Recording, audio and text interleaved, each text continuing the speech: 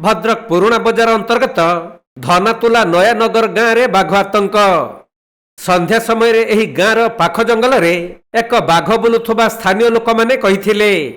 परे पुलिस और वन विभाग को सूचना दिया जिबारु घटनास्थल को पुरुणा बजार पुलिस और वन कर्मचारी माने आसी खोजा खोजी करिथिले भी संधान मिली नथिला। ना हमें तो वीडियो देखी जा जानलु जे एटा बाघ नुह फिशिंग कैट भली लगुच जमती गोटे रिसेंटली तेड़ी रे गोटे धरते गाड़ी धक्का मारिकी मार देइतिला। तो आमे आसलु फॉरेस्ट डिपार्टमेंट खोजाखोजी कलु देखलु पाइलुनी।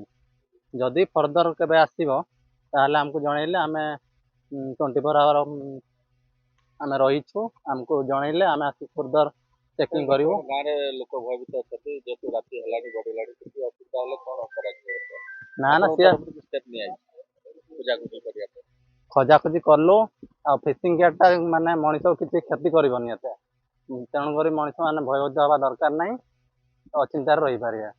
तबे स्थानीय लोक माने गाँ निकटरे बाघ बुलुछि बोली कहितबा बेले वन विभाग एहा एक फिशिंग कैट बोली संदेह करिबा सहित लोकमानंको भयभीत न हेबा पई कहिसंती।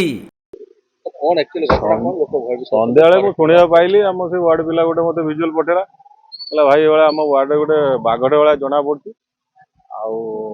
देखिए मु रेंजर सार को फोन करी रेंजर सार कहले भयभीत होनी बोधे से फिशिंग कैट हो कहीं टाउन भीतर को बाघ आसवा असंभव जेहेतु से टीम को पठे फॉरेस्ट टीम को पठे ना धरा पड़लानी खोजाखोजी कले जेहेतु राति हो गलानी वर्षा भी टुपटुप हो से जगटा हूँ पानी जगटा बहुत खोजाखोजी कले जना पड़लानी कहले जदि जना पड़े आम खबर देवे से तो टीम एवं तो गले आप देखिले घटना से 6टा 6:30 भितर।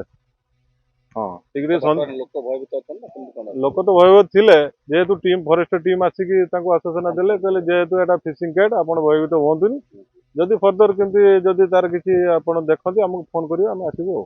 भद्रक सुनील दत्तंक रिपोर्ट कोणार्क लाइव।